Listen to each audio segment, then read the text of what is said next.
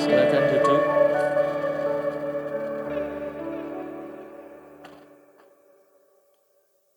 Shalom Bapak Ibu. Puji Tuhan.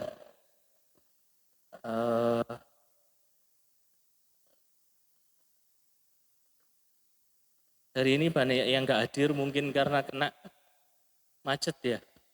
Ada lari pagi katanya. Ya, kita akan melanjutkan renungan kita pada 5 Juli yang kemarin ya. Masih ingat judulnya apa? Masih ingat ya, Let God be God ya. Jadi biarlah Tuhan Yesus itu menjadi Tuhan dalam hidup kita. Ayatnya ada di Lukas 9 ayat 18 sampai 20, bisa dibuka. Nah? Ya ini. Lukas 9 ayat 18 sampai 20.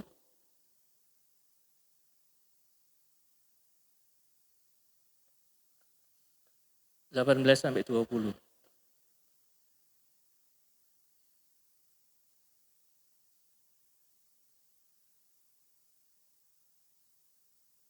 Pada suatu kali ketika Tuhan Yesus berdoa seorang diri, datanglah murid-muridnya kepadanya. Lalu ia bertanya kepada mereka, kata orang banyak, siapakah aku ini? 19, jawab mereka, Yohanes Pembaptis. Ada juga yang mengatakan Elia. Ada pula yang mengatakan bahwa seorang dari nabi-nabi dahulu telah bangkit. Ayat yang ke-20, Tuhan Yesus bertanya secara pribadi kepada mereka. Menurut kamu siapakah aku ini? Jawab Petrus, Mesias dari Allah. Ya. Jadi ini adalah pertanyaan Tuhan Yesus kepada murid-muridnya. Tuhan Yesus tanya, menurut orang banyak siapa aku ini? Setelah ada yang jawab ini, itu. Tuhan ngomong akhirnya, finalnya, Tuhan ngomong lah, kalau menurut kamu siapa aku ini? Nah, next PPT. Next. Nah, menurut kita siapakah Tuhan Yesus itu di dalam kehidupan kita? Nah, pertanyaan ini penting ya Bapak Ibu ya, karena seperti yang kita bahas pada bulan yang lalu, jumlah orang Kristen itu banyak. Tapi yang sungguh-sungguh menjadikan Tuhan Yesus itu sebagai Tuhan dan Raja di dalam hidupnya, itu sangat sedikit sekali. Ya. Apa sih kata Tuhan itu? Ternyata Tuhan itu dalam bahasa aslinya, bahasa Yunani disebutkan kurios. Artinya itu Tuhan, artinya itu juga pemilik. Ya, jadi pemilik hidup kita. Tuhan Yesus adalah pemilik hidup kita. Tuhan Yesus bukan jin botol atau Kuan Im yang kita bisa manipulasi gitu ya. Kalau kita pengen apa, kita rayu Tuhan dan sebagainya. 1 Korintus 7 ayat 23. No.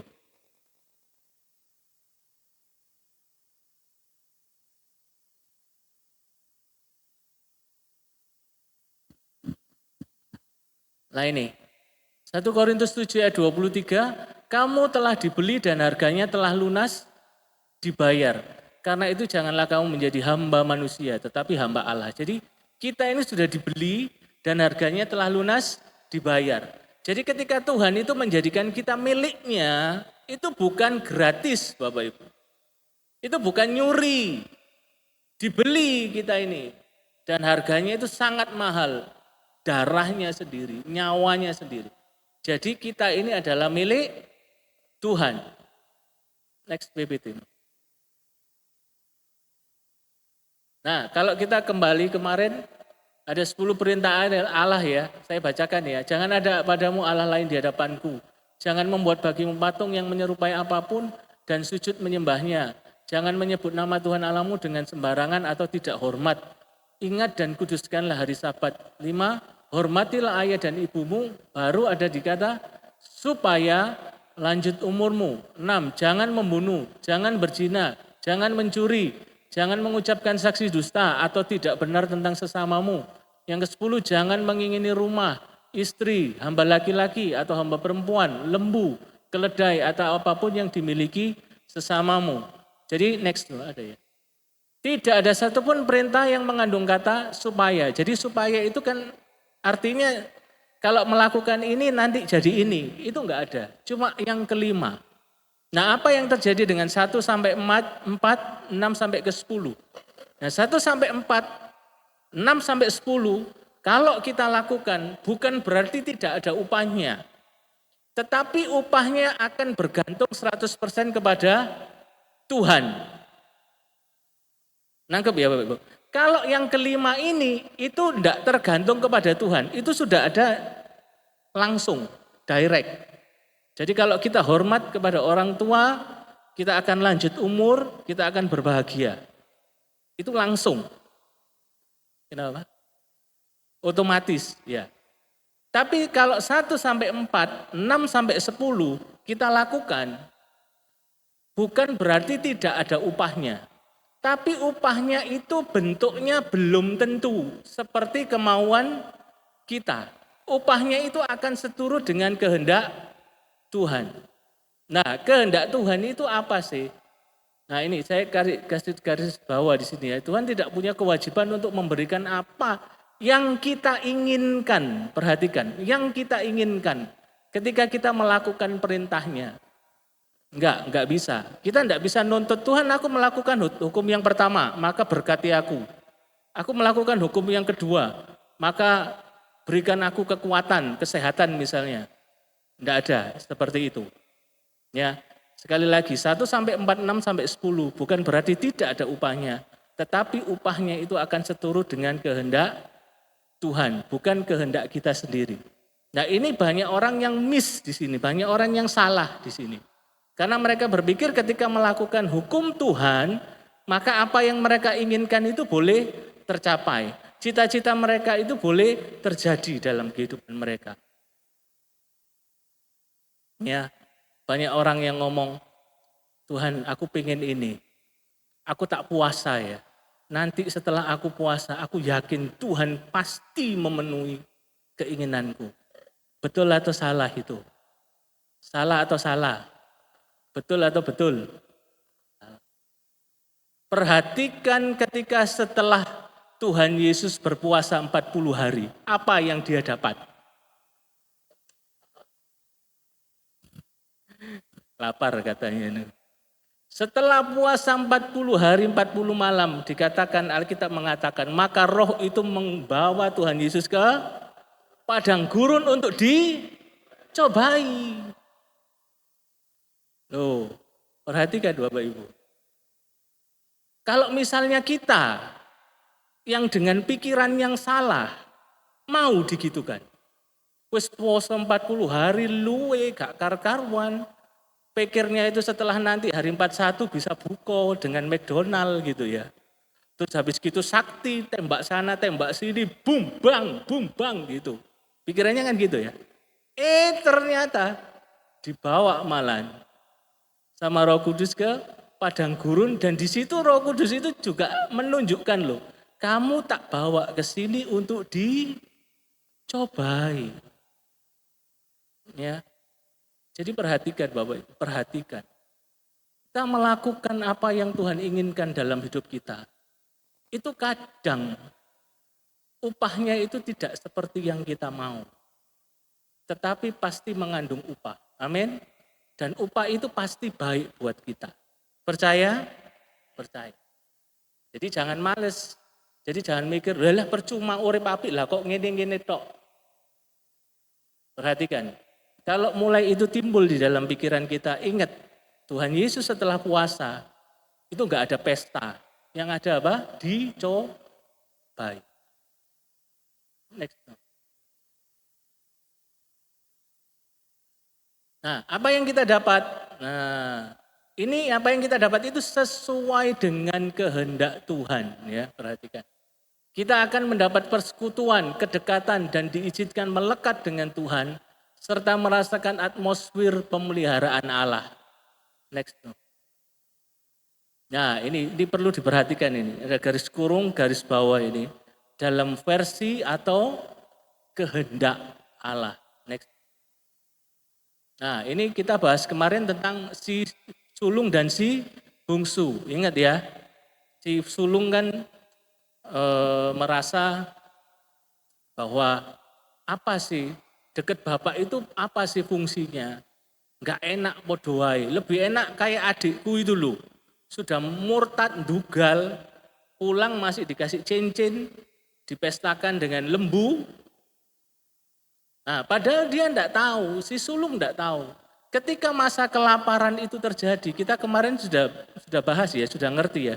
Ternyata negeri yang dikunjungi oleh si bungsu itu untuk menghabiskan uangnya, itu ternyata enggak jauh-jauh amat dari rumah bapaknya. Kenapa kemarin kita bahas, kenapa kok kita bisa tahu seperti itu?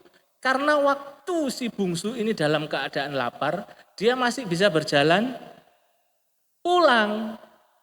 Lah kalau itu jaraknya misalnya Surabaya Malang gitu misalnya, saya ngomong ya, 100 kilometer, bisa enggak? Orang lapar jalan 100 kilo bisa sampai, bisa enggak kira-kira? Enggak akan bisa. Jadi bisa disimpulkan negeri yang dikunjungi oleh si bungsu sama rumah bapaknya itu sebetulnya tidak terlalu jauh. Jadi ketika negeri yang dikunjungi si bungsu ini mengalami yang namanya kelaparan, sebetulnya rumah bapaknya itu juga mengalami kelaparan. Tetapi karena bapaknya sangat kaya, maka di dalam rumahnya itu tidak ada kelaparan. Bahkan si bungsu bisa ngomong, di rumah bapakku hambanya aja lebih mulia dari aku sekarang. Ya kan? Jadi kita bisa tahu bahwa di lingkungan rumah bapaknya itu ada atmosfer yang berbeda. Ya. Kalau di luar kelaparan, di sini ada kelimpahan. Nah itu sebetulnya yang didapatkan oleh si sulung. Tetapi si sulung tidak sadar. Ya, karena si sulung cuma minta, aku itu pengen dugal, nanti balik dikasih cincin, dikasih lembu untuk berpesta. Cuma itu aja pikirannya. Karena pikirannya itu selalu terikat dengan materi. Matre ya kemarin ya, kita ingat ya. Nah ini, kerajaan sorga di bumi adalah atmosfer atau lingkungan yang diatur sedemikian rupa atau di mapping oleh Tuhan agar berbeda dari keadaan yang sedang terjadi. Supaya kita bisa berbuah di segala musim. Kita ingat ya kemarin contohnya itu ada bunga tulip di musim dingin. Itu bisa tetap ada karena ada lingkungan yang diatur sedemikian rupa. Next. Nah ini, ketika si sulung mendapatkan semua kedekatan persekutuan dengan bapaknya, semua itu dinafikan, semua itu tidak dianggap. Karena bagi si sulung, berpesta dengan anak lembu, memakai cincin emas, memakai jubah indah, itu lebih indah atau lebih berharga daripada bersekutu atau dekat dengan bapaknya. Ini kesalahan besar si sulung. Ya, next. Nah ini kalau dipadu-padankan dengan kehidupan kita sekarang, ternyata banyak orang yang model seperti ini ya. Terjadi banyak yang begitu terikat dengan materi, sehingga kasih, anugerah, karunia yang sudah dicurahkan Tuhan dalam hidupnya seakan gak berarti. Karena kita manusia, anak Tuhan, cenderungnya mendefinisikan berkat sesuai dengan kehendak atau versi kita sendiri. Next. Nah ini, bagi kita Tuhan Yesus akan menjadi Tuhan kalau dia bisa dan mau melakukan semua hal yang kita minta atau inginkan. Nah itu tadi kayak jin botol tadi kan, digosok-gosok. Nah, mau apa? Aku mau ini, aku mau itu. Next. Secara tidak sadar kita menolak menjadikan Tuhan Yesus sebagai Tuhan dalam hidup kita karena kita merasa Tuhan itu cuma ngomongnya tok, sayang, ngomongnya tok, mengasihi. Tapi kerjanya lambat, gak gaul, gak keren. Kalau dalam versi anak sulung itu gak pernah membiarkan aku pesta sama anak lembu. Next. Nah ini, manusia menginginkan semua instan, cepat, dan menghindari proses. Jawabannya, tidak bisa. Karena Tuhan adalah Tuhan yang sangat menghargai proses. Nanti kalau Tuhan izinkan kita akan bahas tentang proses Tuhan. Ya, mungkin nanti istri saya yang mau nyampaikan bahwa setiap kita tidak pernah luput dari yang namanya proses. Bahkan ketika orang yang kepadanya Tuhan itu ngomong, aku sangat mengasihi kamu. Kamu itu mendapat kasih karunia di hadapanku. Orang yang itu loh tetap mengalami proses. Enggak ada yang lewat, enggak ada. Ini, karena Tuhan adalah Tuhan yang sangat menghargai proses. Manusia cenderung senang dengan formula, ini yang kedua ya. Kebiasaan, enggak mau repot untuk kembali tanya. Karena kalau berpikir, kalau dulu Tuhan seperti itu pasti gini lagi. Kalau dulunya gitu pasti gini lagi. Enggak mau bertanya. Karena berpikir nanti nek ditanya keluar macam-macam lagi. Opo mane gitu ya. Ini ada di 2 Samuel 5 ayat 17 sampai 25. Ini tentang Daud yang menyerang musuhnya. Terus ada di Kejadian 26 ayat 1 sampai 3, ayat 12 sampai 14. Itu bisa dibaca di rumah nanti. Tentang Ishak. Ya. Next. Nah, ini Lukas 6 ayat 46. Bisa dibuka no? Lukas 6 ayat 46.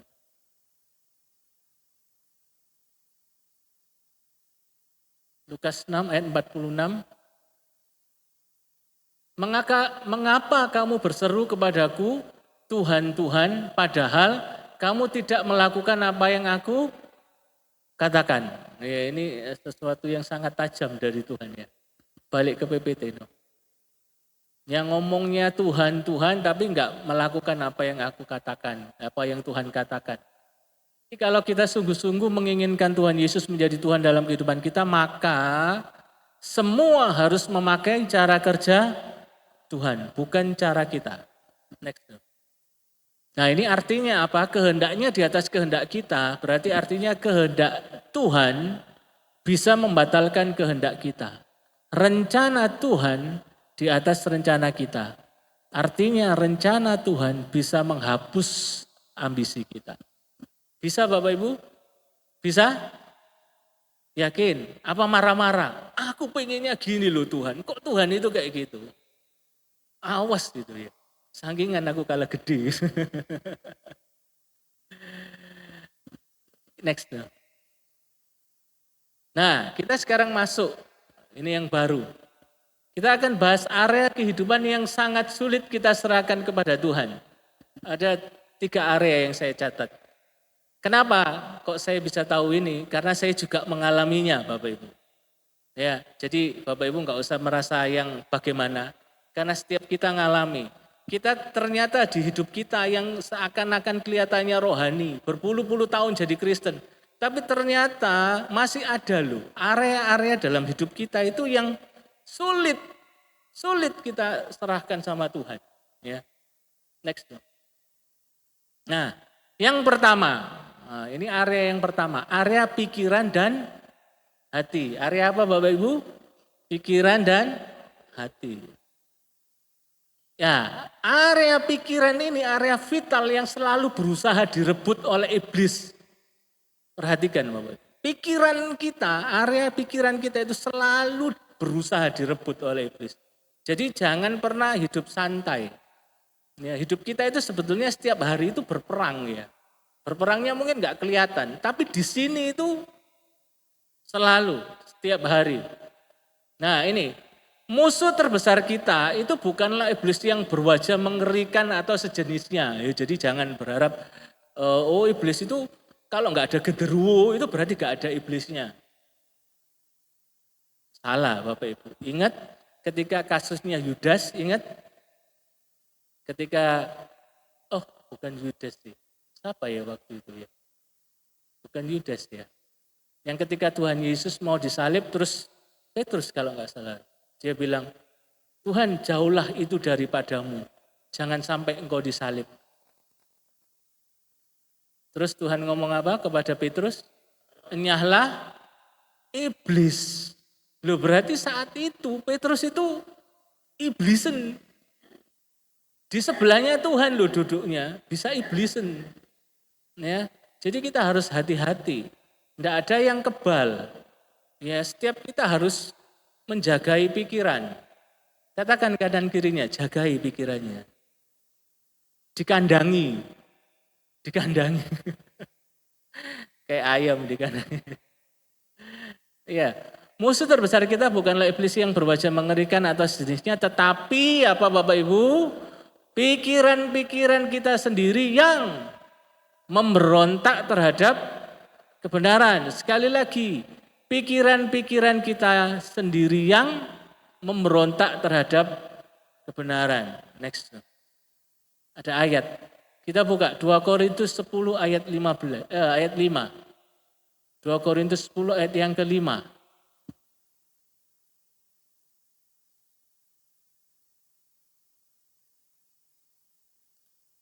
2 Korintus 10 ayat yang kelima, kami mematahkan setiap siasat orang dan merubuhkan setiap kubu yang dibangun oleh keangkuhan manusia untuk menentang pengenalan akan Allah. Kami menawan segala pikiran dan menaklukkannya kepada Kristus. Balik ada yang menawan tadi. Kami menentang. Nah ini ada kami menawan. Menawan ya. Menawan itu bukan artinya cantik menawan, ganteng menawan. Bukan. Beda ya. PPT itu. Jadi ini keterbatasan bahasa Indonesia ya. Kata menawan ternyata dipakai 2 kali.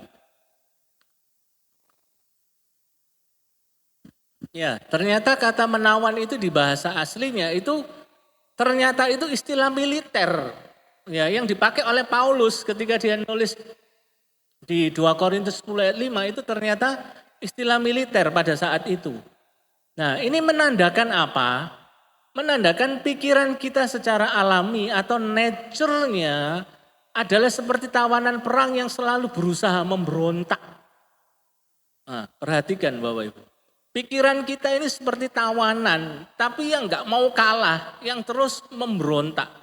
Maka dari itu namanya menawan ini harus setiap saat dilakukan, ditawan pikirannya ini, dikalahkan. Ya. Next. Nah ini, saya catat di sini. Setiap apa Bapak Ibu? Kecemasan. Siapa yang cemas? Oh kalau di gereja enggak cemas. Cemes kalau di gereja, ngecemes. Apalagi iri hati. Siapa yang iri hati? Iri hati ini bisa sembunyi Bapak Ibu. Kayak kura-kura. Tahu kura-kura? Kalau nggak ada teman atau lingkungannya yang lebih baik, dia sembunyi iri hati itu. Oh, enggak apa-apa. Tapi begitu teman atau tetangga atau lingkungannya mulai, misalnya beli apa, beli TV baru, mulai, aku yo iso beli TV ukuran lapangan sepak bola. Kemudian apa? Marah. Siapa yang marah? Di gereja nggak ada, ini semua di gereja nggak ada. Ada dendam, ada pikiran najis. Apa itu pikiran najis? Kotor. Sebetulnya cemas, iri hati, marah itu najis semuanya. Pikiran sombong. Nah, dan lain-lain. Saya nggak bisa ngomong lagi, opo guys. Ditulis saja dan lain-lain gitu ya. Yang berlalu lalang dalam pikiran kita. Ini. Jadi cemas, iri hati, marah, dendam, najis, sombong yang berlalu lalang itu ternyata adalah kubu yang dibangun oleh iblis untuk merebut hati kita. Hati-hati. Jangan anggap normal. Banyak orang merasa ya normal toh nek lihat misalnya saudara atau tetangga punya yang lebih baik, aku ya pengen kok. Dia beli motor baru, aku ya pengen kok. Jenenge orang hidup kan seperti itu. Nek orang gak ono ambisi ini lah kayak mayat gitu. Banyak orang berpikir seperti itu. Tapi pagi ini kita diingatkan bahwa semua ini ternyata adalah kubu yang dibangun oleh iblis untuk merebut hati kita. Sekali lagi hati. Next. Nah, pikiran itu medan perang. Hati kita hati. Banyak orang ngomong hati di sini, sebetulnya organ hati itu enggak tahu di sini atau di sini. Bukan di sini, tapi di sini. Tapi orang kalau ngomong hati kan di sini ya, gampangnya di sini aja. Jadi pikiran ini medan perang. Hati itu apa Bapak Ibu? Pusat komando atau markas besarnya. Nangkep ya. Jadi ini medan perangnya, ini markas besarnya. Kita buka ini, Matius 15:19, Amsal 4:23.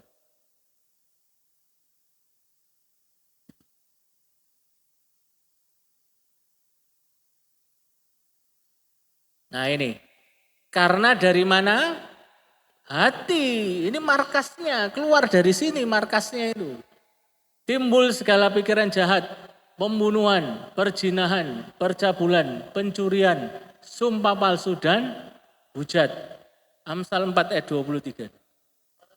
Amsal 4:23.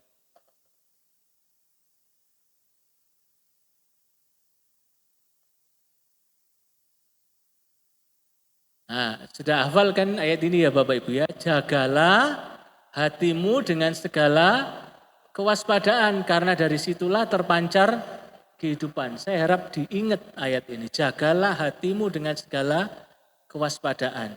Next. Karena di situ terpancar kehidupan. Next. Nah, balik-balik dulu. Jadi dari ayat-ayat yang kita baca ini, kita mengerti bahwa sebetulnya kalau kita pengen menang di medan perang, kita harus menguasai yang namanya markas besarnya. Kalau kita berhasil menang di pusat komando, maka nanti di medan perang itu kita menangnya lebih gampang. Ya, nangkep ya Bapak. Next. Turun. Nah ini. Tetapi ini fakta. Saya kasih fakta. Orang Kristen lebih bisa menjaga hati dan pikiran di dalam gedung gereja. Fakta. Jangan dilawan. Orang Kristen kalau di dalam gereja, wah itu hatinya luar biasa. Shalom. Tetapi ketika di luar gereja bisa kelihatan ya, hijau ini kelihatan. Ganti mode, bisa switch gini, switch tahu ya, switch berubah. Ya, yang di dalam gereja ngomong shalom, haleluya, luar biasa, puji Tuhan. Ketika di luar sana bisa keluar nama binatang itu bisa keluar semua. Siapa yang seperti itu? Ya, next. Nah, di sini saya kasih ya tanda. Jadi kan setiap orang itu mesti kalau diberitahu itu biasanya enggak mau ngaku ya, jujur ya, seperti itu ya. Jadi kita enggak usah cari tahu macam-macam. Kita lihat aja tandanya, kita lihat aja buahnya. Tanda ketika seseorang sudah menjadikan Tuhan itu, menjadikan Tuhan Yesus menjadi Tuhan dalam pikiran dan hatinya. Jadi tandanya apa? Yang pertama, hatinya akan dipenuhi dengan apa? Damai sejahtera, sehingga menjadi tenang, tidak gampang lepas kendali, tidak gampang khawatir, tidak gampang cemas, karena hatinya sangat percaya apapun yang terjadi di dalam hidupku, itu pasti seizin kehendak Tuhan. Ya, enggak ada yang terjadi itu di luar kontrol Tuhan. Kita ingat tadi ya, bahwa hidup kita semuanya itu sudah diatur, sudah di mapping. Ya, kelembapannya. Jadi itu berbicara tentang berkatnya, masalahnya, semuanya itu sudah diatur. Maka dari itu sampai keluar apa? Pencobaan-pencobaan yang kamu alami adalah pencobaan biasa. Jadi semua sudah diatur, semua sudah disaring sama Tuhan. Kalau menurut Bapak Ibu, apakah ada pencobaan yang luar biasa bagi manusia? Apakah ada? Ada di luar sana tapi tidak ke kita. Ya, ada. Ya, saya itu kadang jujur ya Bapak Ibu ya, jujur. Jujur, kadang kalau misalnya saya lihat sekelebat gitu ya, saya lihat sekelebat sinetron gitu misalnya. Terus misalnya ada yang diceritakan di situ tokohnya itu menderita terus habis kena ini, kena itu, kena itu, kena itu, kena itu, kena itu. Saya itu jengkel loh, saya matikan TV-nya. Saya ikut jengkel padahal saya ini gak jadi sutradaranya juga. Gak disuruh bayar untuk nonton gitu. Tapi di hati saya ini tiba-tiba ngomong, gak ono orang kayak gitu, masa menderita terus kayak gitu. Tapi ternyata itu ada. Tapi di luar Tuhan, di luar kita. Ya. Tapi kalau di dalam kita, itu Tuhan janji apa? Pencobaan yang kamu alami adalah pencobaan biasa. Karena yang luar biasa, yang nemen-nemen itu sudah ditanggung Tuhan di atas kayu salib. Jadi tidak sampai ke kita. Istilahnya itu disaring gitu. Ya. Jadi itulah sebabnya kenapa kita itu harus tenang, nggak gampang lepas kendali, nggak gampang khawatir, nggak gampang cemas. Karena kita percaya yang kita alami itu nggak nemen-nemen kok. Karena yang nemen itu sudah kena Tuhan di sana, gitu ya. Yang kena kita itu kalau banjir ya istilahnya. Kalau Bapak Ibu pernah ke pantai, ada beberapa pantai kan dikelilingi kayak batu gitu ya. Jadi akhirnya ombak yang besar dari laut lepas sana itu kalau mau ke bibir pantai itu mesti kena batu dulu. Jadi akhirnya yang ke pantai itu cuma pelan. Ya seperti itu contohnya. Ya, yang gede-gede itu sudah kena Tuhan semua. Yang ke kita itu tinggal yang kecil-kecil. Kita nggak usah khawatir, nggak usah cemas. Next no. Nah, yang kedua tandanya apa? Hidupnya akan memanifestasikan buah roh. Galatia 5 ayat 22 sampai 23. Coba dibuka ini. Galatia 5 22 sampai 23. Ada 9 buah roh. Perhatikan Bapak Ibu, saya ingatkan sekali lagi 9 buah roh. Bukan 9 buah-buah roh. Nangkep bedanya. 9 buah roh, bukan 9 buah-buah roh, bukan. Jadi sebetulnya 9 itu satu. Jadi bukan 9, tapi satu mungkin kalau gampangnya itu buahnya satu tapi rasanya 9 gitu loh. Mungkin gampangnya itu gitu. Ya. Jadi satu. Tetapi buah roh, nah, perhatikan buah roh bukan buah-buah roh, bukan. Satu, single. Buah roh ialah apa Bapak Ibu?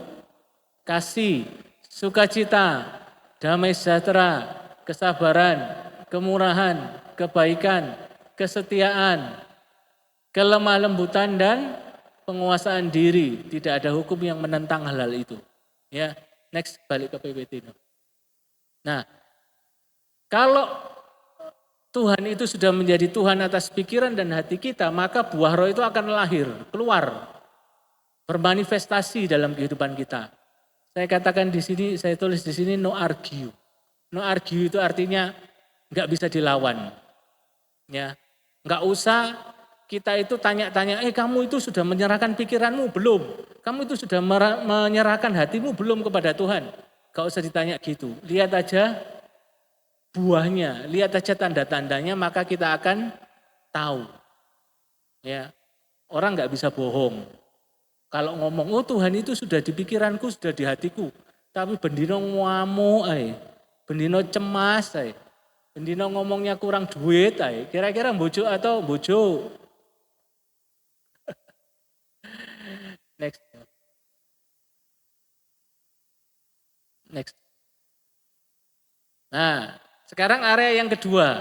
Nah, ini yang namanya area harta dan keuangan.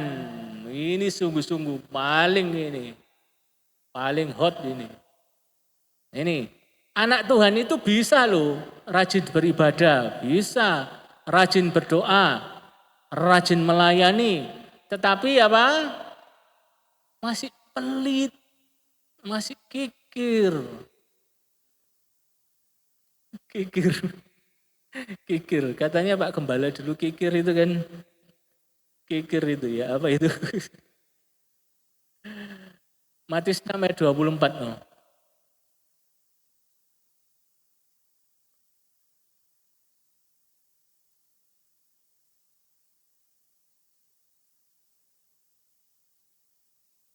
Ya ini, Matius 6 ayat 24, tidak seorang pun dapat mengabdi kepada dua tuan. Karena jika demikian ia akan membenci yang seorang dan mengasihi yang lain. Atau ia akan setia kepada yang seorang dan tidak mengindahkan yang lain. Nah, dua itu apa? Dua tuan itu apa? Kamu tidak dapat mengabdi kepada Allah dan kepada Mamon. Siapa yang tahu Mamon? Siapa yang pernah dengar Mamon? Mamon itu apa? Ada yang pernah dengar? Uang. Apa lagi? Ada yang pernah dengar Mamon itu apa? Ada yang pernah dengar bahwa Mamon itu dewa? Siapa yang pernah dengar? Pernah dengar ya? Ada yang lain pernah dengar bahwa Mamon itu dewa? Ternyata bukan Bapak Ibu. Bukan. Bukan dewa. Jadi Mamon itu ketika Tuhan Yesus ngomong kamu tidak dapat mengabdi kepada dua tuan, kepada Allah dan kepada Mamon. Ternyata Mamon itu bukan dewa. Ya uang itu loh, kekayaan itu loh. Pada zaman itu, pada zaman Tuhan Yesus itu disebut dengan Mamon, bahasa Aram. Ya. Nah, tapi kenapa kok banyak orang mengasosiasikannya atau menyamakannya dengan dewa? Karena ternyata uang ini punya kuasa. Benda mati ini bisa kayak benda hidup. Ya, itu makanya kita harus sungguh hati-hati. Uang itu saya catat di sini, uang itu memiliki kekuatan seperti tuan, seperti tuan. Ya maka dari itu Tuhan ngomong kamu tidak bisa mengabdi kepada dua tuan. Ya, tuan itu artinya apa? Dia menuntut loyalitas, dia menuntut kepercayaan, bahkan dia menuntut pengabdian. Bayangkan Bapak Ibu, uang itu bisa menuntut loyalitas, bisa menuntut kepercayaan, dan dia bisa menuntut pengabdian. Next, ada PPT.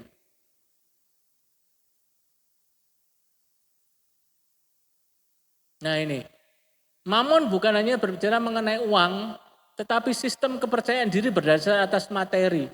Padahal aslinya Mamon itu uang, ya.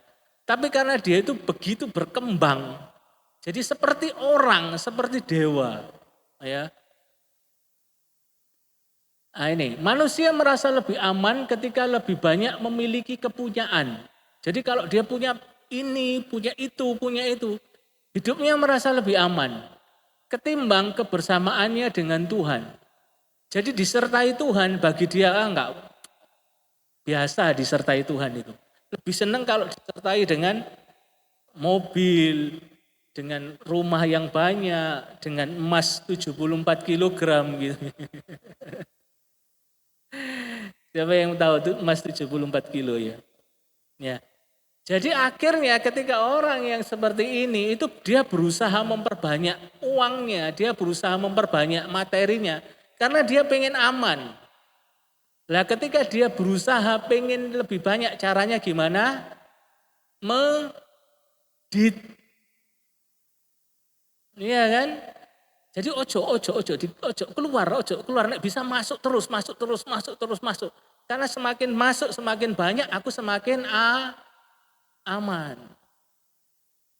Nah itu orang menyembah Mamon gitu ya. Jadi kenapa tadi kok di awal tadi saya asosiasikan atau samakan bahwa meskipun kelihatannya melayani Tuhan tapi ternyata pelit, ternyata kikir. Jadi orang pelit itu kan pengennya masuk terus, tidak ada yang keluar. Seperti Pak Bambang kemarin, karena pintu keluarnya lagi bermasalah. Masuk, tidak bisa keluar. Next. Nah ini, Ini ya, saya catat langsung ayatnya. 1 Timotius 6 ayat yang ke-10. Ini ayatnya ya. Karena apa Bapak Ibu? Akar segala kejahatan ialah cinta uang. Sebab oleh memburu uanglah beberapa orang telah menyimpang dari iman dan menyiksa dirinya dengan berbagai-bagai duka. Jadi kalau di sini dikatakan akar itu artinya sumber. Jadi sumber segala kejahatan itu cinta uang.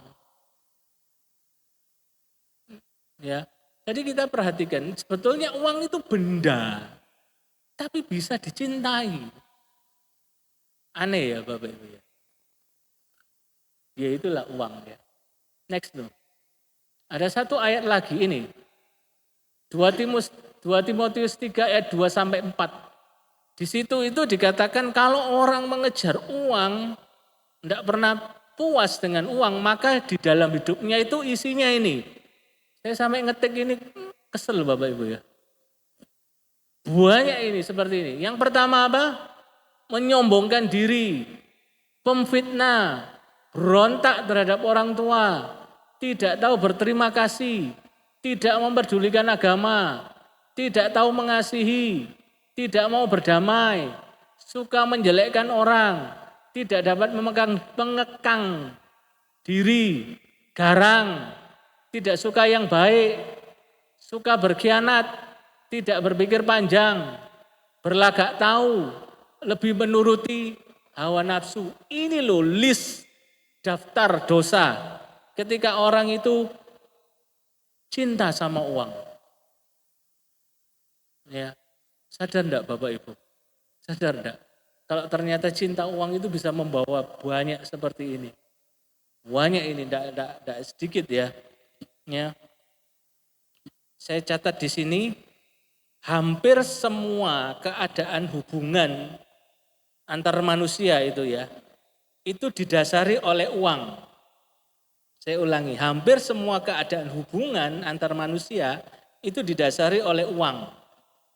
Suami istri bisa jalan bersama, gantian, atau jauh-jauhan. Itu karena uang. Percaya enggak? Percaya enggak? Kalau tidur biasanya bisa hadap-hadapan, satu hadap sini berhadapan. Jadi tidur gitu sambil berhadapan. Tapi di hari yang lain satu madep tembok, satu madep pintu. Singgur-singguran. Itu karena uang lagi. Ya. Dahsyat itu pengaruh uang itu ya. Orang tua, saya catat di sini orang tua dengan anak bisa saling tuntut di pengadilan, pernah dengar ya? Bisa tuntut loh. Nenek sama cucunya, orang tua sama anaknya bisa tuntut-tuntutan di pengadilan karena apa? Uang. Bahkan negara yang gede bisa perang, bisa damai itu karena uang. Sampai sini nangkep Bapak Ibu. Dahsyatnya pengaruh uang itu dalam hidup manusia. Maka dari itu kita harus bisa menjadikan uang itu hamba. Apa Bapak Ibu? Hamba. Jangan sampai uang itu jadi tuan. Kenapa? Pernah ada dengar ada orang yang ngomong gini, bahwa uang itu adalah hamba yang baik, tetapi tuan yang jahat. Ya, jadi perhatikan kalau kita salah menghandle uang, kita jadikan uang itu tuan kita, dia itu tuan yang sangat jahat sekali. Tapi kalau kita bisa jadikan dia hamba yang sangat setia. Ya. Jadi itu kembali tergantung kepada kita. Kita mau jadikan dia tuan atau jadi hamba. Next. Nah ini kita masuk lagi Mazmur 24 ayat yang pertama. Bisa dibuka dong. Mazmur 24 ayat yang pertama. Mazmur Daud. Tuhanlah yang mempunyai bumi serta segala isinya dan dunia serta yang diam di dalamnya. Saya ulangi. Mazmur Daud. Tuhanlah yang mempunyai bumi serta segala isinya dan dunia serta yang diam di dalamnya. Kita ini di bumi enggak? Ya, berarti kita ini punya Tuhan. Amin. Amin. Terus misalnya kalau kita punya rumah. Rumah kita itu di bumi atau di Mars? Atau di Pluto? Atau dekat matahari supaya terang terus gak pakai listrik gitu. Di mana rumah kita? Di bumi. Berarti punyanya siapa? Punyanya siapa? Loh.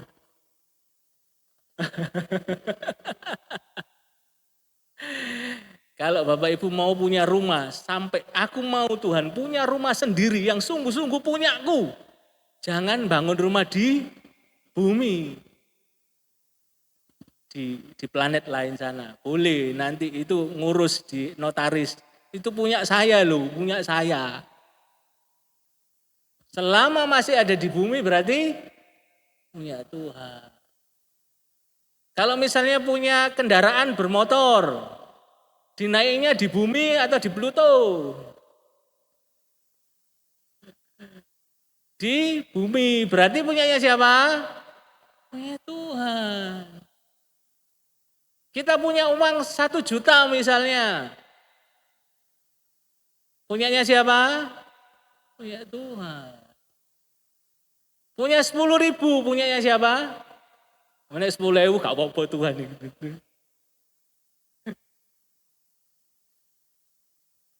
Ya. Ayat ini ketika saya menyiapkan ini itu juga menjadi peringatan buat saya Bapak Ibu. Ya. Kita semua di tempat ini kita semua belajar ya. Enggak ada yang lebih baik. Semua belajar. Next balik ke PPT. Ya. Jadi semuanya itu punya Tuhan. Lah banyak orang berpikir bahkan hamba Tuhan itu ngomong, bukan cuma berpikir, ngomong ya. Yang penting Bapak Ibu setiap bulan kasih perpuluhan. Tenang aja. Nanti yang 90% itu punya Bapak Ibu. Benar atau enggak gini nih? Halo? Banyak orang mikir gitu kan. Pokoknya kasih Tuhan 10% nanti 90 itu punyamu. Benar enggak? Benar enggak? Bu Yeni kok mandu? Benar enggak? Benar katanya. Berarti Bu Yeni enggak baca itu Mazmur 24 ayat yang ke-1. Jadi salah. Ya, meskipun kita sudah mengembalikan 10%, yang 90% itu masih punya Tuhan karena masih ada di bumi. Ya. Nah, kalau orang sudah sadar seperti itu, maka di pikirannya itu mulai berubah. Ya. Bukan berapa banyak yang aku harus kasih untuk Tuhan, bukan. Jadi bukan Tuhan aku ngasih berapa ya? Tuhan aku ngasih berapa ya? Bukan gitu. Tetapi berapa banyak yang boleh aku gunakan? Karena semua milik Tuhan.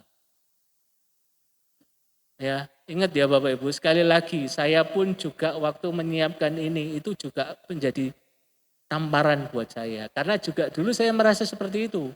Kalau sudah 10%, 90%-nya punyaku. Aku mau gitu, mau gini, terserah aku. Ini berkat Tuhan. Ternyata enggak. Selama saya masih hidup di bumi, semuanya punya Tuhan. Bahkan nafas saya itu punya Tuhan. Semuanya punya Tuhan. 1 rupiah pun yang saya punya itu punya Tuhan, bukan punya saya. Ya. Saya ulangi, bukan berapa banyak yang aku harus kasih untuk Tuhan, tetapi berapa banyak yang boleh aku gunakan untuk keperluanku. Next. Nah ini, akhirnya manifestasinya apa? Setiap keputusan keuangan kita harus melibatkan doa dan firman. Harus. Karena punya Tuhan, kita nggak boleh sembarangan. Nah ini pertanyaan pertama, apakah pengeluaran kita mempermuliakan Tuhan? Itu harus kita perhatikan sungguh-sungguh Bapak Ibu. Jadi jangan merasa, ini duitku kok, aku gak nyolong, aku gak duitmu. Bapak no, aku mau gini, mau gitu. Jangan seperti itu. Ini pertanyaan yang harus kita tanyakan. Apakah pengeluaran kita mempermuliakan Tuhan? Terus kemudian apakah cara kita menghasilkan uang itu sudah jujur? Ya, jangan sampai korupsi sana sini. Jangan sampai ngentit. Ngentit itu apa ya? Ngentit dia korupsi. Oh nyolong, kamu bahaya dong. Bahaya ini bahaya ini. Ini bahaya ini. Karena kalau ada kecil besar ini bahaya. Jadi kalau ngentit kecil, kalau besar apa?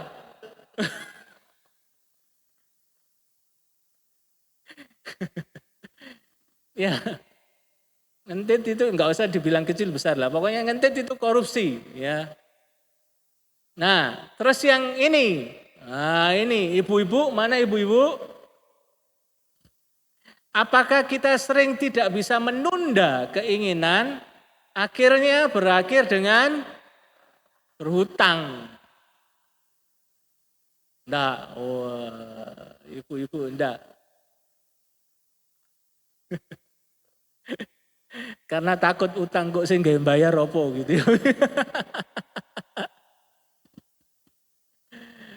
Next. Nah, kita masuk yang ketiga sekarang, area rencana dan masa depan. Ini tadi yang pertama tadi area pikiran dan hati, yang kedua area keuangan, yang ketiga area rencana dan masa depan. Ya ini saya catat di sini kita terlalu protektif. Protektif itu artinya melindungi terhadap masa depan kita. Kita takut kehilangan kendali atas masa depan kita. Jadi kita enggak mau kalau besok kamu gimana? Aku enggak punya apa-apa, aku enggak punya jagan. Jagan itu apa? Jaganan, ya jaganan itu apa? Persiapan untuk besok. Nah, artinya apa? Kalau kita selalu pengen aku punya persiapan, berarti kita itu berusaha mengamankan masa depan kita. Jangan sampai masa depanku ini berantakan. Nah, kita ini terlalu protektif terhadap masa depan kita. Kita takut kehilangan kendali atas masa depan kita. Next. Besok akan jadi seperti apa, bagaimana pekerjaan, bagaimana kesehatan, bagaimana keluarga, itu semua kita amankan. Dengan cara apa? Tadi, mengumpulkan duit sebanyak-banyaknya tadi. Karena merasa duit itu bisa mengamankan pekerjaan kita, mengamankan kesehatan kita, mengamankan keluarga kita, dan lain-lain. Next. Nah ini, saya baca di sini, saya tulis di sini Matius 6 ayat 34 itu ayatnya. Sebab itu janganlah kamu apa? Khawatir. Ulangi, janganlah kamu khawatir akan hari besok. Perhatikan Bapak Ibu. Kok gak keluar ya? Perhatikan kata besok. Selama ini kalau kita itu misalnya kalau cuma baca terus ingat-ingat, cenderungnya otak kita itu janganlah kamu khawatir tentang hari esok.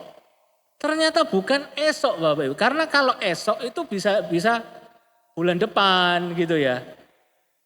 Tahun depan itu bisa esok. Tetapi kalau sudah ada kata besok. Jadi kalau sekarang Minggu besoknya apa? Senin. Tapi kalau esok, kalau misalnya itu esok, itu bisa artinya Rabu, bisa artinya minggu depan, bisa artinya bulan depan gitu ya. Jadi ternyata ayat ini itu sungguh-sungguh besok loh. Besok, tomorrow, besok, Senin. Karena hari besok mempunyai kesusahannya sendiri.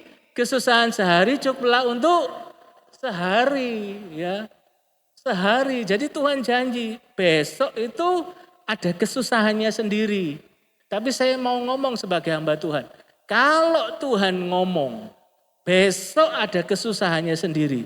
Berarti di saat yang sama sebetulnya Tuhan ngomong, besok itu pasti ada mujizatnya sendiri. Percaya enggak Bapak Ibu? Percaya? Kalau enggak percaya pulang aja. Berarti Anda tidak sejalan sama saya. Ya, saya ulangi Bapak Ibu. Kalau Tuhan Yesus itu ngomong besok ada kesusahannya sendiri. Dengan kata lain di saat yang sama Tuhan itu ngomong berarti besok itu ada mujizatnya sendiri. Amin Bapak Ibu. Amin. Nanti kita kalau nanti ya ini otak saya lagi jalan terus. Nanti kalau ada waktu kesempatan nanti saya akan sampaikan bahwa ternyata mujizat itu sebetulnya ada setiap hari. Tapi kenapa kok kadang-kadang enggak itu hari ini enggak ada mujizat, besok enggak ada mujizat. Ternyata yang menghalangi itu rasa takut dan khawatir kita. Saya ulangi, mujizat yang seharusnya Senin itu ada karena untuk menghandle kesusahan hari Senin. Itu sebetulnya ada mujizat hari Senin. Tapi kenapa kok seringnya kesusahannya datang, mujizatnya gak datang. Kenapa? Karena ketakutan kita yang menghalangi. Itulah sebabnya kalau Bapak Ibu pernah dengar, itulah sebabnya di dalam Alkitab ini dari Kejadian sampai Wahyu, kalau kita hitung, kata jangan takut itu ada berapa kali? 365 kali. Satu tahun itu ada berapa hari? 365 hari. Berarti Tuhan Yesus itu ngomong jangan takut itu setiap hari. Senin jangan takut, Selasa jangan takut, Rebo jangan takut. Karena kalau kamu takut, kesusahannya datang, mujizatnya enggak datang. Perhatikan itu. Ya. Jadi jangan bengok-bengok kepada misalnya Ibu Gembala, masalahku hari Senin itu banyak sekali tapi mujizatnya mana? Enggak usah tanya gitu. Siapa yang menghalangi mujizat? Dirinya sendiri. Ya, nangkep ya Bapak Ibu ya. Jadi kesusahan sehari cukuplah untuk sehari. Saya catat di sini. Ayat ini sama sekali bukan ajakan untuk cuek. Wis mbu meneh iku ya apa mbu. Bukan cuek, tahu cuek ya, cuek. Tentang hari besok, melainkan perintah. Ya, bukan ajakan untuk cuek tentang hari besok, bukan, tetapi perintah untuk mempercayakan dan meletakkan masa depan atau hari besok itu di tangan Tuhan. Serahkan sama Tuhan. Mujizat pasti ada. Kalau kita berusaha pegang sendiri, macet itu mujizat. Kesusahan itu teko. Mujizatnya gak teko. Ya. Next. Buka itu nu. Yesaya 46:10, Mazmur 139:16.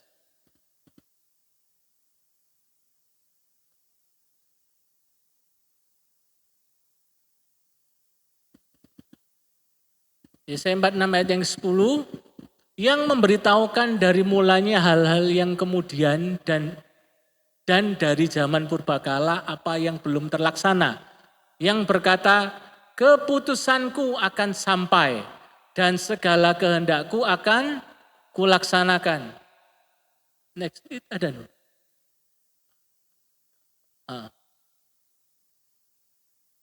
Nah ini ya.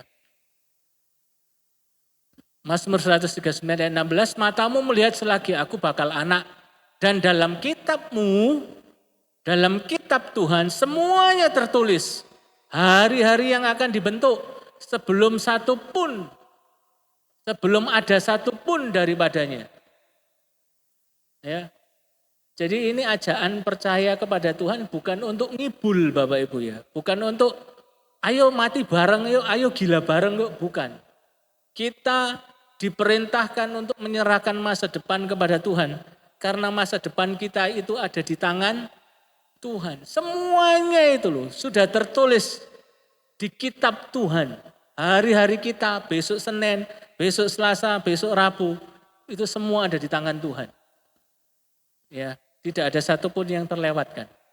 Balik ke PPT.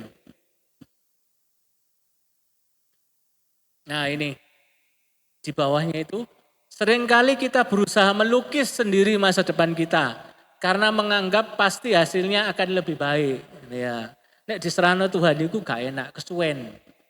Coba tak berusaha dewi, lebih cepat, lebih mantep. Next. Nah, kita buka Matius 5 ayat 4 sampai 6. Oh, Lukas no. Lukas 5 ayat 4 sampai 6. Lukas 5 ayat 4 sampai 6 ini berbicara mengenai Petrus ya. Setelah selesai berbicara, ia berkata kepada Simon, bertolaklah ke tempat yang dalam dan tebarkanlah jalamu untuk menangkap ikan. 5. Simon menjawab, Guru, telah sepanjang malam kami bekerja keras dan kami tidak menangkap apa-apa. Perhatikan ini, tetapi karena engkau menyuruhnya, saya ulangi, tetapi karena engkau menyuruhnya, aku akan menebarkan jala juga. 6. Dan setelah mereka melakukannya, mereka menangkap sejumlah besar ikan sehingga jala mereka mulai koyak. Balik ke PPT. Nah, ada kata di situ tadi ingat, karena engkau yang menyuruhnya. Itu adalah kunci atau kata-kata Petrus menyerahkan diri kepada Tuhan. Nah, yang terjadi setelah itu apa? Ketika Tuhan menyuruh, pasti hasilnya adalah, saya ulangi, ketika Tuhan menyuruh pasti hasilnya adalah mujizat. Jadi biarkan Tuhan itu nyuruh kita. Tuhan aku mesti apa, aku mesti apa. Nanti hasilnya pasti mujizat. Ya. Next PPT. Nah ini Bapak Ibu. Saya agak keras di sini ya. Kita sering tidak bisa disuruh oleh Tuhan karena kita penuh, otak kita itu penuh dengan rencana, penuh dengan strategi, dengan formula untuk masa depan kita. Lah ketika pikiran kita itu penuh maka telinga jadi tuli, budek. Biarkan Tuhan menyuruh. Mana Tuhan gak nyuruh, Tuhan diem aja. Ya, karena kita sering tidak bisa disuruh Tuhan karena kita penuh dengan rencana, penuh dengan strategi, penuh dengan formula untuk masa depan kita sampai telinga kita jadi tuli. Gak kerungu apa yang Tuhan suruh kepada kita. Next tuh. Nah, lewat ini semua kita tidak pernah diajarkan untuk tidak berencana, ya. Mengalir, gak apa-apa, ngalir, gelundung aja gitu. Nah kalau orang model gitu itu juga gak benar. Karena itu menandakan kemalasan. Jadi orang kalau ngomong sembuh meni, gelundung kayak mengalir. Itu sebetulnya bukan penyerahan, itu males. Ya, males. Nah, di lain pihak, jika kita terus merencanakan segala sesuatu tanpa melibatkan Tuhan, itu adalah kesombongan, itu adalah kebodohan yang sangat fatal Bapak Ibu. Jadi kita itu tidak pernah diajar terus gelundung aja. Terus kita juga tidak pernah diajar terus buat rencana tanpa melibatkan Tuhan. Enggak. Yang diajarkan oleh Tuhan adalah buat rencana. Setelah itu serahkan kepada Tuhan. Itu yang Tuhan mau ketika menyangkut tentang masa depan kita. Nah, kita sudah sampai pada kesimpulan, kenapa sih kita itu sulit menjadikan Tuhan Yesus itu Tuhan atas hidup kita, ya ini ya. Yang membuat kita enggan menjadikan Tuhan Yesus itu Tuhan dalam hidup kita, karena kita apa? Salah konsep, tahu ya Bapak Ibu ya, salah konsep ya, salah pikirannya. Kita merasa hidup ini adalah milik kita sendiri. Tuhan cuma dimintai tolong ketika ada masalah yang berat.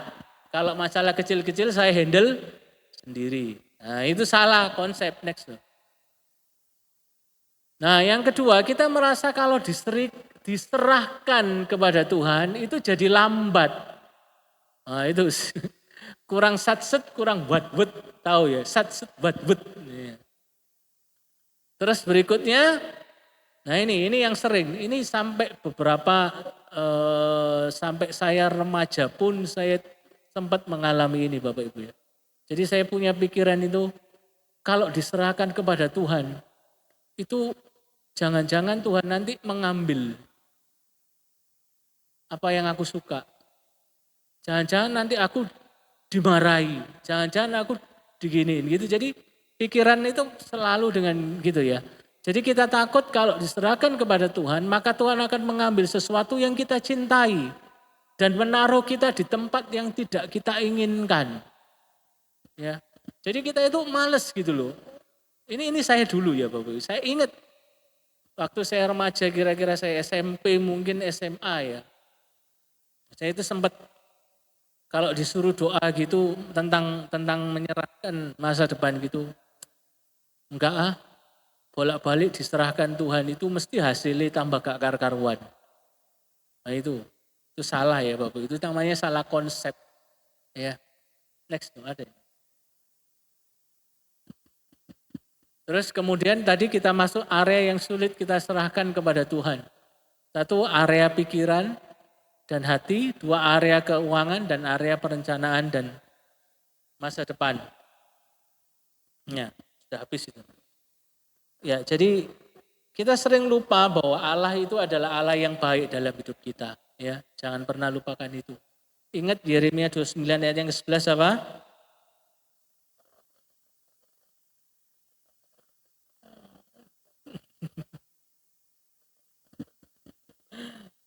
Dibuka nih, Yeremia 29 ayat 11.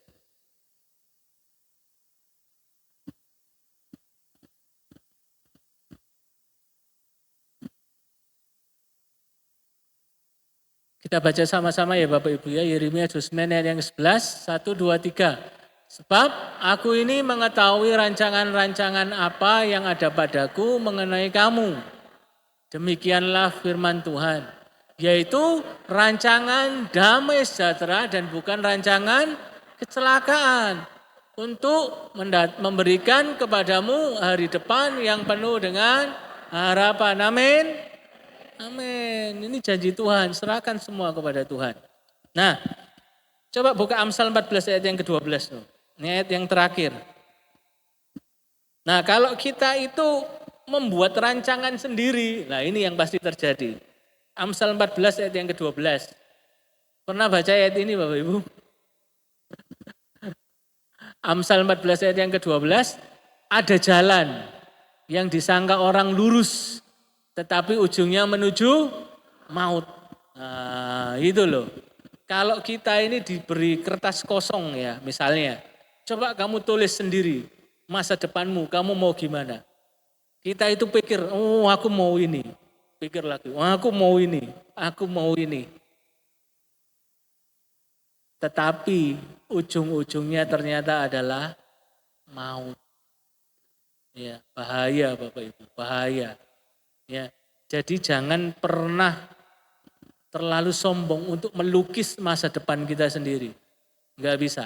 Kalau kita melukis masa depan kita sendiri pasti ujungnya menuju maut. Perhatikan, saya ulangi. Ada jalan yang disangka orang lurus. Jadi waktu kita nulis ini, oh ini baik ini bagus ini lurus ini. Ternyata ujungnya maut. Ya. Jadi pagi ini sekali lagi Tuhan ingatkan kepada kita mulai bulan yang lalu kita harus menjadikan Tuhan itu Tuhan dalam hidup kita. Ya. Kita itu harus menyerahkan semuanya, area-area yang pikiran, hati, keuangan, kepunyaan, masa depan semuanya harus kita berikan kepada Tuhan. Ya. Karena Tuhan itu yang tahu segala sesuatu. Dan kalau tadi ayat yang terakhir Amsal 14, kalau misalnya kita disuruh melukis masa depan sendiri, pasti ujungnya maut, pasti. Ya. Kalau ujungnya damai sejahtera itu pasti rancangan Tuhan. Rancangan kita ujungnya maut. Ya, saya tidak panjang renungan. Undang pemain musik bisa.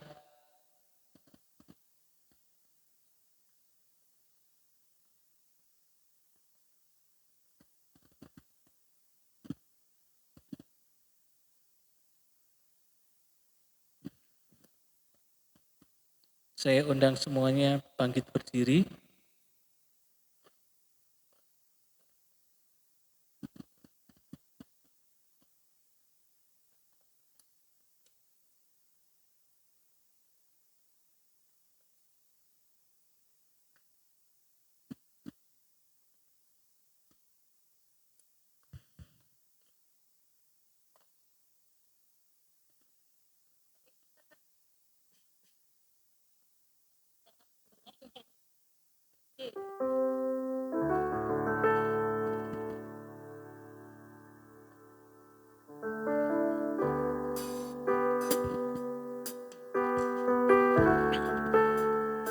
Terima kasih Tuhan.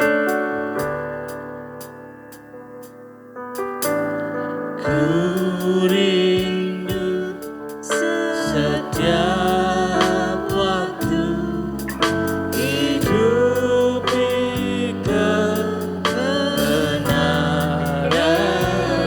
bukan dengan kuatku,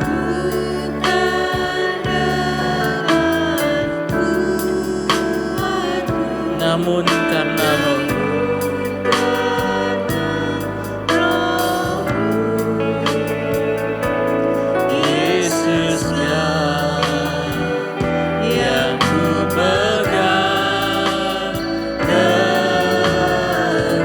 Sekali lagi dari awal katakan, ku rindu setiap waktu.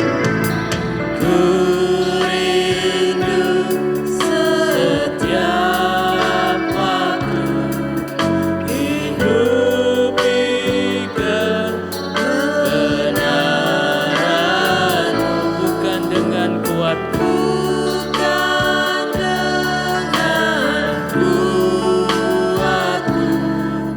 namun karena Roh-Mu, Yesuslah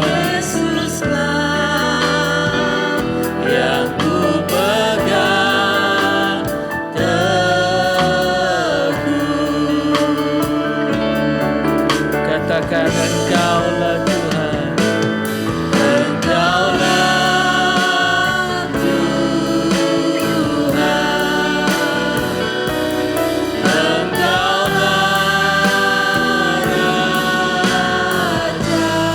berdaulat, berdaulat atas hidupku, ku berserah penuh. Sekali lagi Engkaulah,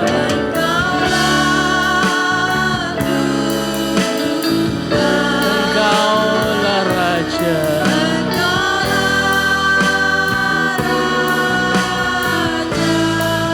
Berdaulat, berdaulat atas hidupku, ku berserah penuh. Sekali lagi Engkaulah, Engkaulah Engkaulah Raja atas hidup kami. Engkau yang berdaulat Tuhan atas hidup kami. Berdaulat atas hidupku, ku berserah penuh. Nyanyikan lagi dari awal. Ku rindu setiap waktu hidup di kebenaran-Mu, bukan dengan kuatku, namun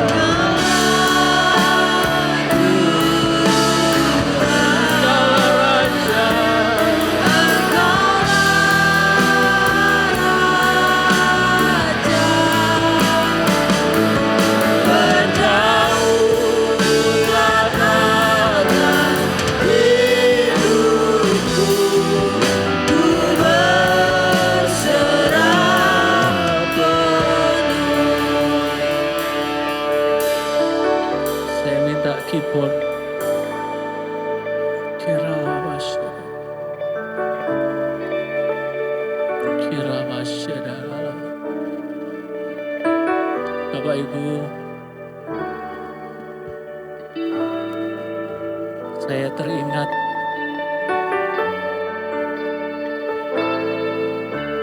satu cerita. Cerita ini sungguh-sungguh terjadi Bapak Ibu.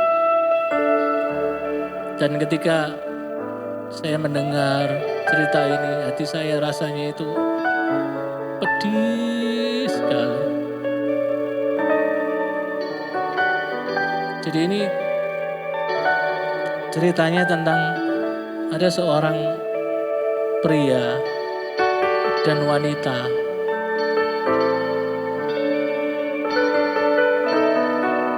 Muda ya, mereka belum menikah. Akhirnya mereka itu dijodohkan oleh orang tuanya.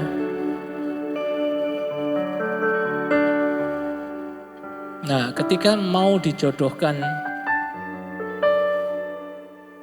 orang tuanya ini sempat tanya kepada orang pinter gitu ya. Tanya kepada orang pinter. Orang tuanya ini tanya, kira-kira anakku ini yang laki sama perempuan, ya jadi ini dua orang tua si laki dan orang tua si wanita ini bertanya, kira-kira kalau anak kami menikah ini, kira-kira nanti akan bahagia enggak?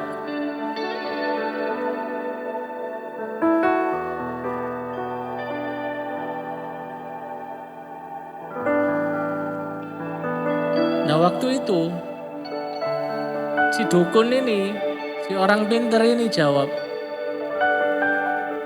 iya nggak apa-apa, anakmu ini memang jodoh, anak kalian ini jodoh gitu ya. Nah akhirnya berdasar atas omongan orang pinter ini, akhirnya kedua orang tua dari si wanita dan si pria ini menyiapkan pernikahan. Berjalannya waktu, ternyata satu hari sebelum tanggal pernikahan itu terjadi. Perhatikan Bapak Ibu, satu hari sebelum tanggal pernikahan itu terjadi, tiba-tiba dukunnya itu ngomong, ternyata anak kalian ini tidak jodoh.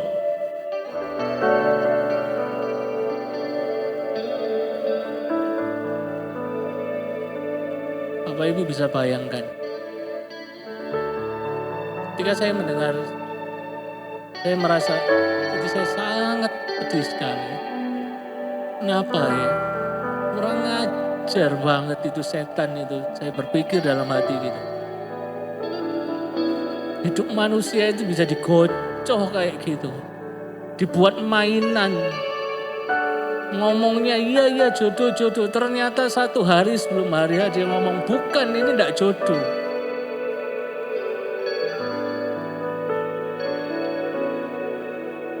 Bapak Ibu, saya mau ingatkan sekali lagi.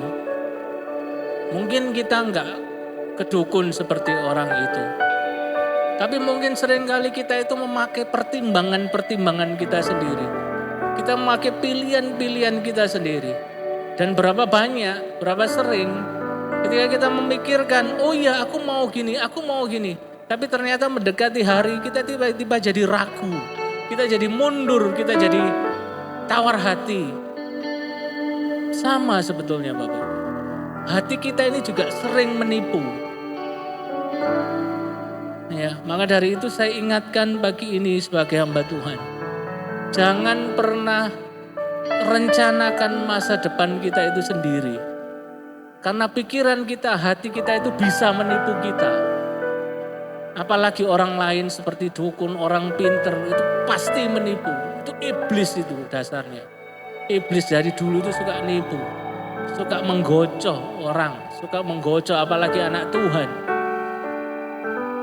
Ya, jadi pagi ini sebagai hamba Tuhan saya mau sampaikan, serahkan masa depan kita kepada Tuhan. Kita nggak tahu apa yang terjadi hari besok. Tetapi Tuhan ngomong hari besok punya kesusahan sendiri. Tapi sekali lagi saya mau katakan, kalau Tuhan bilang hari besok ada kesusahannya sendiri, berarti itu juga berarti hari besok ada mujizatnya sendiri. Ada pertolongannya sendiri. Ada jalan keluarnya sendiri. Jangan pernah takut, jangan pernah cemas. Ya, karena ketakutan dan kecemasan kita itu yang bisa menghalangi mujizat itu datang. Kalau mujizat terhalang, apa yang terjadi? Kesusahannya datang, mujizatnya enggak datang. Siapa yang rugi? Kita sendiri. Ya. Sekali lagi, serahkan hidup kita sama Tuhan. Kita akui di hadapan Tuhan, Engkaulah Tuhanku, Engkaulah Rajaku, Engkau pemilik hidupku. Aku serahkan semuanya. Engkaulah Tuhan.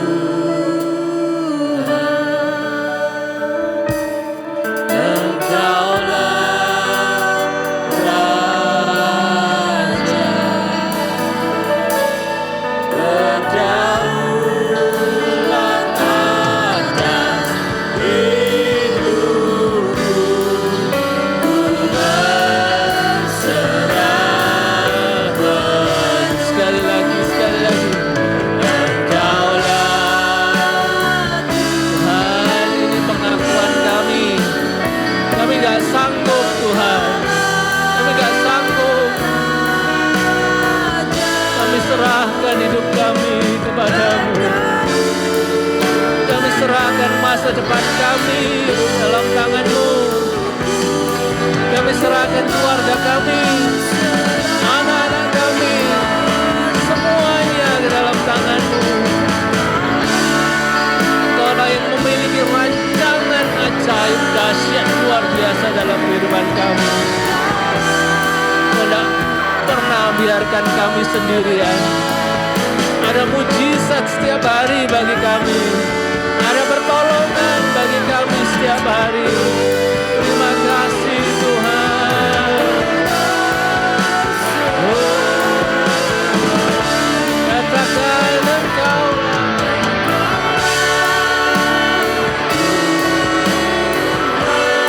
Engkaulah Raja.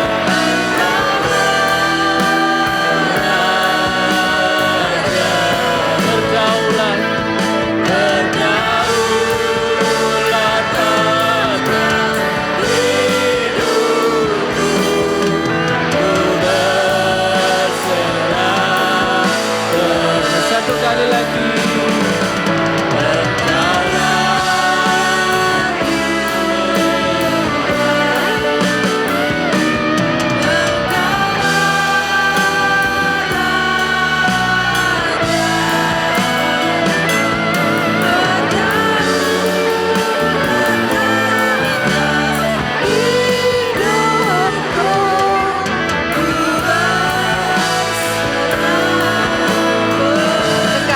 Pujikan dialah yang keluar dari mulut kita itu untuk pengakuan kita benar-benar di hadapan Tuhan.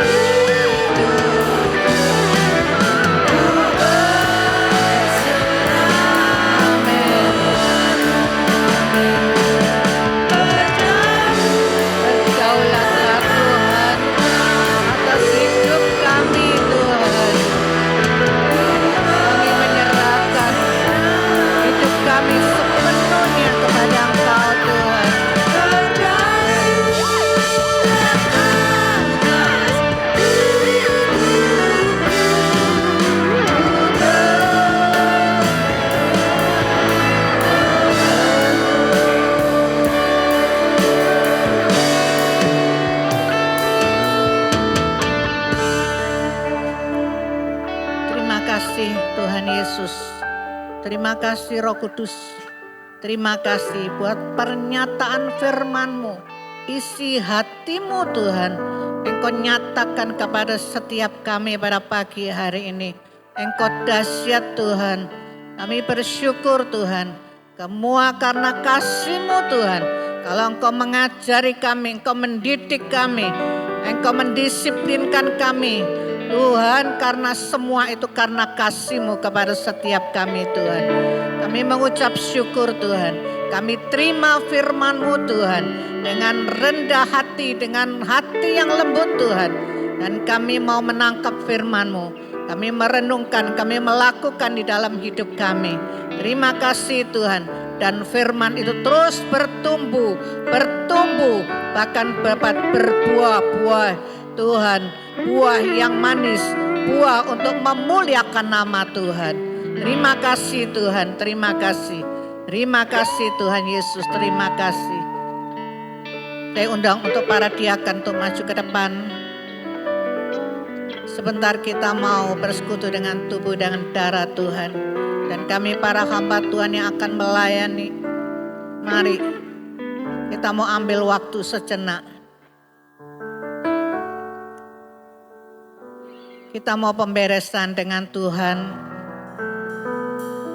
Kalau Tuhan berbicara, jaga hati dan pikiran kita. Mari saudaraku, kita mau menyelidiki hati kita, pikiran kita. Apakah sudah berkenan di hadapan Tuhan? Kalau hati dan pikiran kita masih kacau, masih ada hal-hal yang Tuhan tidak berkenan, yang Tuhan tidak mau. Tuhan masih memberi kita kesempatan. Ayo saudaraku, kita mau bereskan. Kita datang kepada Tuhan dengan kerendahan hati, mohon ampun, minta ampun sama Tuhan, supaya kita dilayakkan untuk bersekutu dengan tubuh dan darah Tuhan pada pagi hari ini. Sehingga di saat kita bersekutu dengan tubuh dan darah Tuhan, bukan kutuk yang kami terima, tetapi berkat anugerah yang kita terima. Terima kasih Tuhan Yesus, Engkau layakkan kami hamba-Mu yang akan melayani perjamuan kudus. Kau layakkan kami Tuhan, anak-anak-Mu yang akan bersekutu dengan tubuh dan darah-Mu Tuhan pagi hari ini. Mengampuni segala dosa pelanggaran kami yang ada di dalam pikiran kami, yang ada di dalam hati kami Tuhan. Ampuni kami Tuhan, ampuni kami Tuhan, kuduskan kami Tuhan, layakkan kami pagi hari ini Tuhan, untuk bersekutu dengan tubuh dan darah-Mu Tuhan. Terima kasih Tuhan, terima kasih. Kami mengucap syukur di dalam nama Tuhan Yesus. Haleluya. Amin. Silakan duduk Bapak Ibu.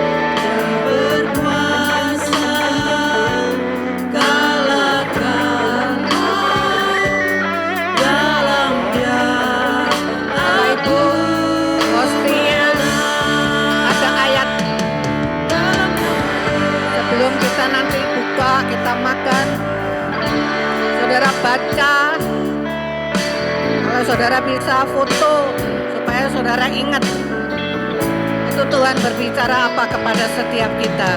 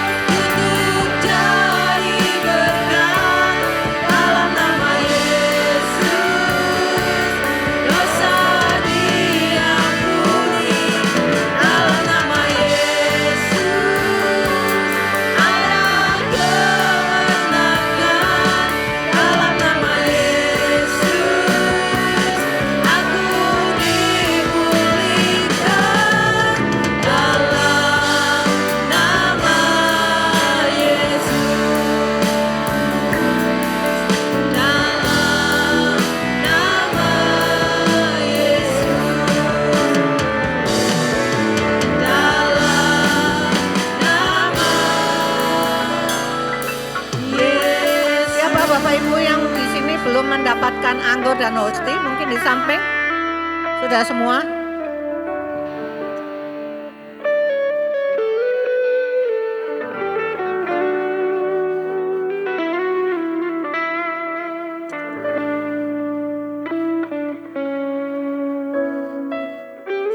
Baca dulu ayatnya, buka. Setelah itu kita bersiap untuk bangkit berdiri.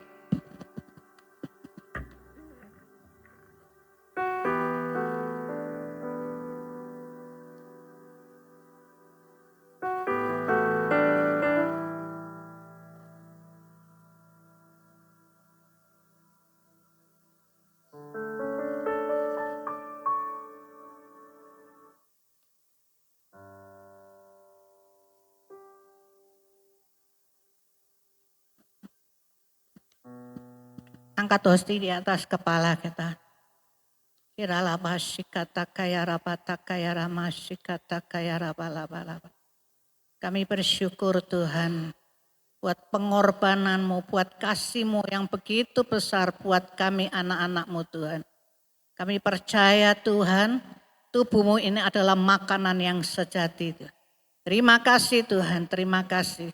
Saudaraku yang terkasih, sebelum kita makan, dengar firman Tuhan berbicara.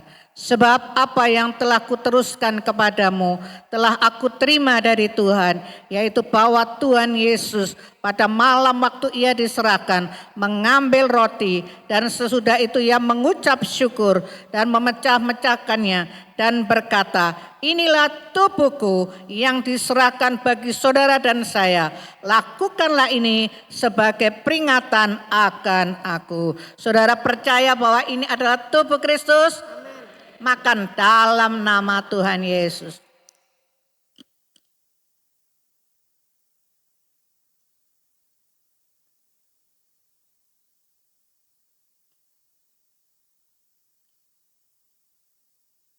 Terima kasih Tuhan Yesus. Terima kasih Tuhan Yesus. Kami percaya Tuhan, darah-Mu adalah minuman yang sejati di dalam kehidupan kami. Saudaraku, sebelum kita minum, dengar firman Tuhan berbicara, demikian juga ia mengambil cawan sesudah makan, lalu berkata, cawan ini adalah perjanjian baru yang dimeteraikan dengan darah Kristus. Lakukanlah ini setiap kali kamu meminumnya, menjadi satu peringatan akan aku. Saudara percaya bahwa ini adalah darah Kristus? Minum dengan percaya dalam nama Tuhan Yesus.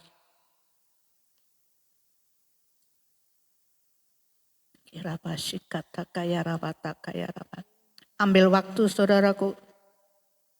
Ambil waktu sejenak, bersyukurlah kepada Tuhan. Bersyukurlah kepada Tuhan. Karena kebaikannya, karena kasihnya. Dia rela mati di atas kayu salib untuk menebus dosa saudara dan saya. Kalau Tuhan Yesus tidak mati di atas kayu salib, maka saudara dan saya layak dihukum. Masuk di dalam kematian kekal. Kalau Tuhan Yesus tidak mati di atas kayu salib, maka sia-sialah yang kita perbuat saat ini.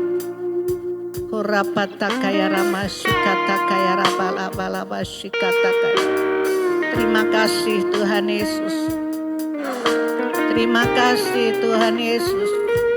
Terima kasih Tuhan Yesus. Terima kasih. Kami bersyukur Tuhan. Kami bersyukur Tuhan. Kami bersyukur Tuhan. Sungguh hati kami penuh mengucap syukur kepada Engkau Tuhan. Engkau sungguh baik Tuhan. Engkau sungguh baik Tuhan. Terima kasih Tuhan Yesus. Terima kasih. Terima kasih. Tubuh dan darah-Mu sudah menyatu dengan tubuh dan darah kami. Ada di dalam hidup kami. DNA Kristus itu mengalir ada di dalam hidup kami. Kami menjadi ciptaan yang baru, yang lama sudah berlalu. Sebab Tuhan tinggal di dalam kami tinggal di dalam Engkau Tuhan. Terima kasih Tuhan, kami percaya oleh bilur-bilur Tuhan Yesus, kami sudah disembuhkan, disehatkan, dikuatkan, dipulihkan. Dan di dalam Engkau ada pengharapan, ada kehidupan, ada kelimpahan. Terima kasih Tuhan Yesus. Dan oleh darah Tuhan Yesus itu kami percaya Tuhan sudah menebus kami, Tuhan sudah membenarkan kami, Tuhan sudah memerdekakan kami, Tuhan sudah menyelamatkan kami, Tuhan sudah mematahkan semua kutuk di dalam hidup kami. Terima kasih Tuhan Yesus, terima kasih Tuhan Yesus, terima kasih. Terima kasih buat pengorbananmu Tuhan, yang kami selalu ingat Tuhan. Terima kasih Tuhan Yesus, terima kasih, terima kasih. Engkau Tuhan luar biasa, Engkau Tuhan Allah yang baik, Engkau Tuhan Allah yang hidup, Engkau Tuhan Allah yang dahsyat. Terpujilah Tuhan kekal selama-lamanya. Terima kasih Tuhan Yesus, terima kasih. Mari saudaraku, kita akhiri ibadah kita pada siang pagi hari ini. Kita akan pujikan haleluya. Glory bagimu Tuhan. Haleluya. Glory, glory,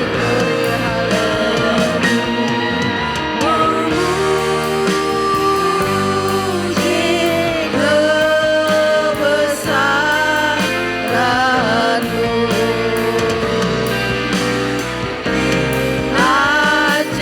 ajaib Tuhan.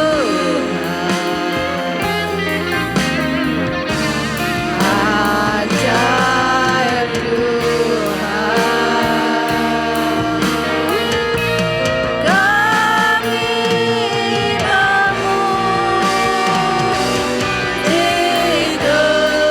kebesaran-Mu.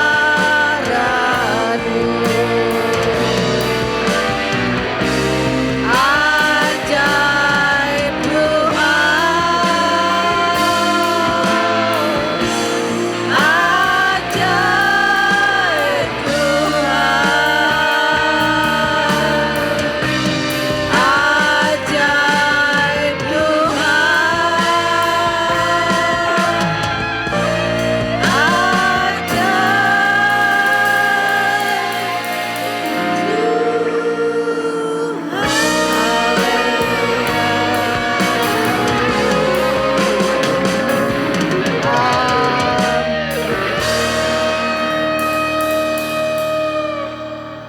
Terima kasih Bapa, terima kasih Tuhan Yesus, terima kasih Roh Kudus, terima kasih. Sekali lagi kami mengucap syukur Tuhan kepada Engkau Tuhan Allah yang hidup. Engkau ada di tengah-tengah kami pada pagi hari ini. Engkau sudah pimpin ibadah kami dari awal pertengahan sampai selesainya. Kami bersyukur Tuhan, kami percaya kami pulang tidak sama seperti waktu kami datang. Sebab kami pulang membawa sukacita, membawa kemenangan yang daripada Tuhan. Terima kasih Tuhan, dan biar pujian penyembahan yang kami naikkan Tuhan menjadi dupa yang harum di hadapan Engkau Tuhan. Kami memberkati Engkau, kami meninggikan dan mengagungkan Engkau Tuhan Allah yang hidup. Terima kasih Tuhan, dan firman yang telah disampaikan, firman yang daripada Engkau Tuhan, Engkau menyatakan isi hatimu kepada setiap kami anak-anak-Mu. Tuhan, firman itu menjadi jawaban kepada setiap kami Tuhan. Kami pulang, kami lakukan di dalam kehidupan ini. Terima kasih Tuhan Yesus. Roh Kudus, hamba-Mu selesai berbicara. Tetapi Roh Kudus yang ada di dalam setiap pribadi-pribadi kami. Roh Kudus itu yang akan memampukan kami. Roh Kudus yang akan menuntun kami, mengingatkan kami. Untuk kami terus berjalan di dalam jalan-Mu. Kami tidak menyimpang ke kanan dan ke kiri. Tolong kami Roh Kudus, mampukan kami. Terima kasih Tuhan Yesus, terima kasih. Dan Tuhan, berkat-Mu atas hamba-hamba-Mu yang sudah melayani di pagi hari ini. Baik itu WL, musik, hamba-Mu yang sudah menyampaikan kebenaran firman Tuhan, hamba-Mu yang sudah melayani penerima tamu di multimedia, dan kami semua yang ada pada pagi hari ini. Tidak ada satupun yang terlewati. Tuhan melawat, menjamah dan memberkati kami semuanya.